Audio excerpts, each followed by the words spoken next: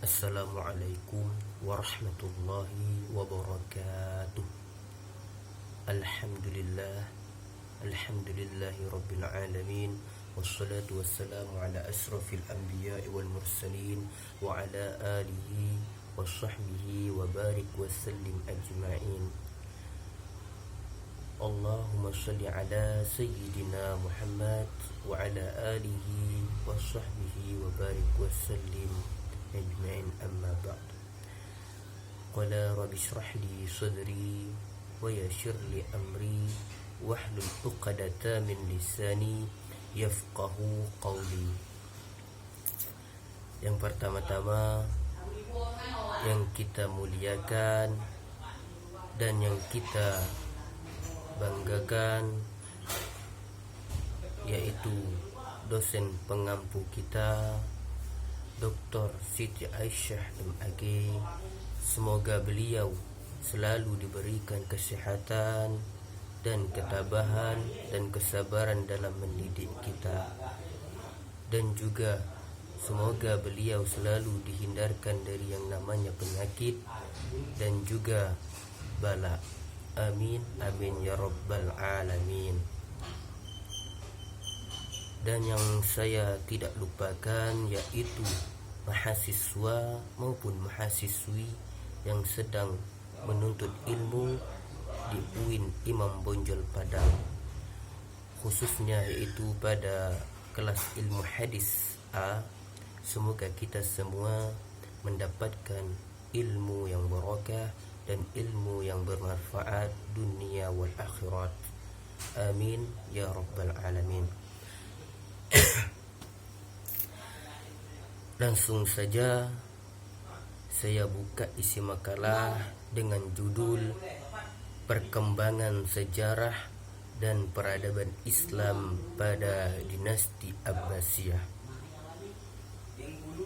Jadi kita akan mengenal atau mengisahkan sejarahnya tentang dinasti Abbasiyah tersebut, dan bagaimana itu berdirinya, dan bagaimana itu pemerintahnya, dan ada juga masa kemajuannya, dan ada juga sebab kemundurannya. Jadi masalah berdirinya dinasti Abbasiyah itu sebenarnya kata Abbasiyah.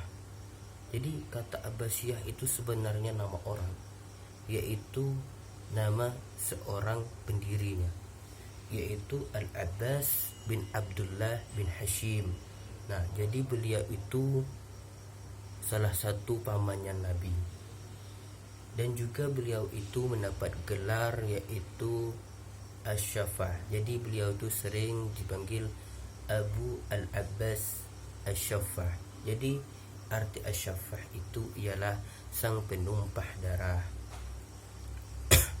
Nah, jadi sejarah berkuasanya kekhalifahan tersebut yaitu pada 749 Masehi hingga 1258 Masehi. Nah, jadi kalau tanggal Arabnya itu 132 Hijriah sampai 656 Hijriah. Itulah sejarah berdirinya dinasti Abbasiyah. Dan juga ada masa pemerintahannya. Jadi masa pemerintahan dinasti Abbasiyah tersebut yaitu yang dikenal dengan namanya khalifah, yaitu dinasti, yaitu kerajaan.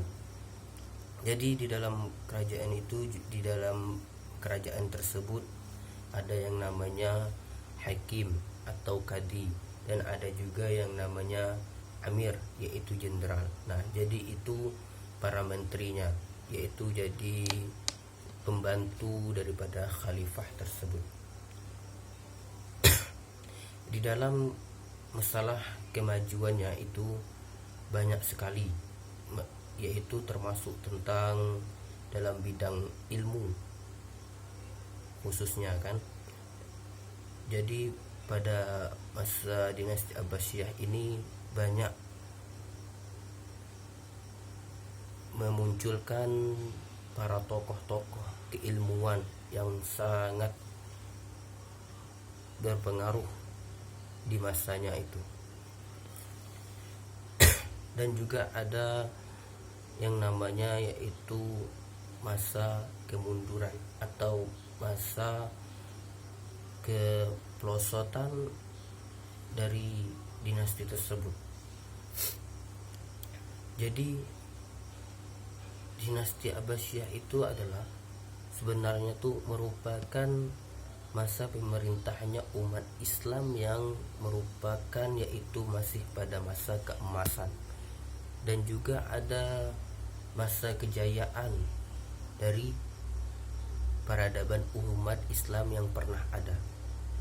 Nah, jadi pada masa dinasti Abbasiyah itu yang ada namanya kekayaan negara yang sangat melimpah, dan ada juga namanya kesejahteraan rakyat yang sangat tinggi. Nah, jadi pusat peradaban Islam itu mengalami kemajuan yang sangat pesat, sehingga pada masa inilah yang banyak munculnya para tokoh keilmuan tersebut, baik itu tersebut kan. Jadi para tokoh itu banyak daripada kalangan umat Islam, baik itu dalam bidang ilmu agama, baik itu bidang ilmu umum dan bidang ilmu ekonomi.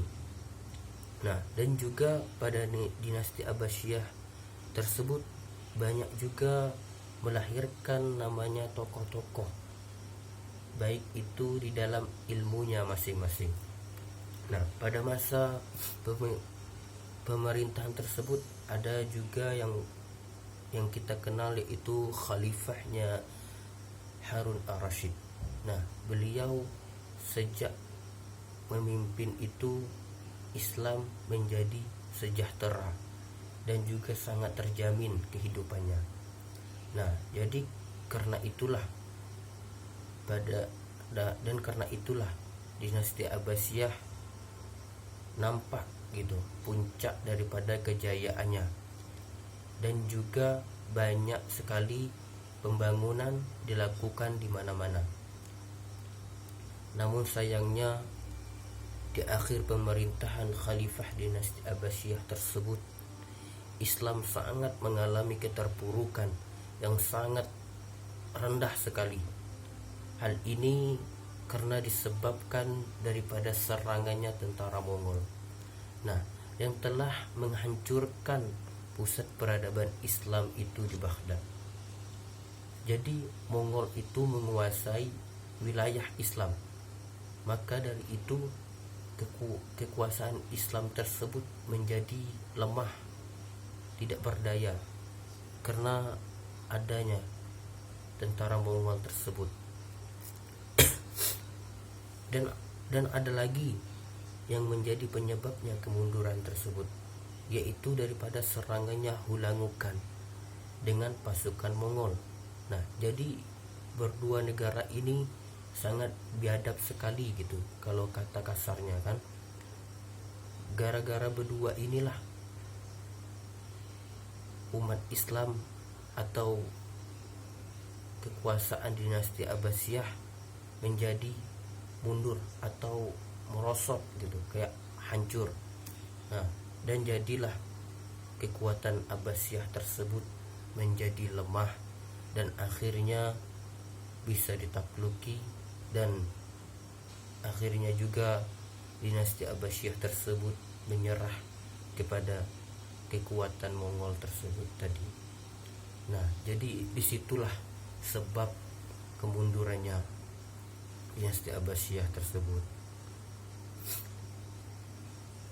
Hanya itu yang dapat saya ceritakan tentang sejarahnya dinasti Abbasiyah tersebut, yaitu daripada masa berdirinya, masa kepemimpinannya, yaitu dan juga masa kemajuannya dan juga masa kemundurannya. Hanya itu yang dapat saya sampaikan. Kalau ada tadi dalam penjelasan masalah sejarah dinasti Abbasiyah. Mohon dikritik dan dikasih saran kalau ada kata-kata yang kurang gitu kan.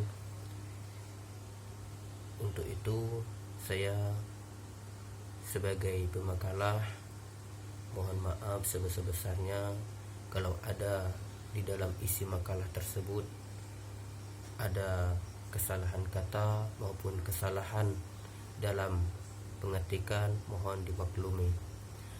Sekian dari saya. Wassalamualaikum warahmatullahi wabarakatuh.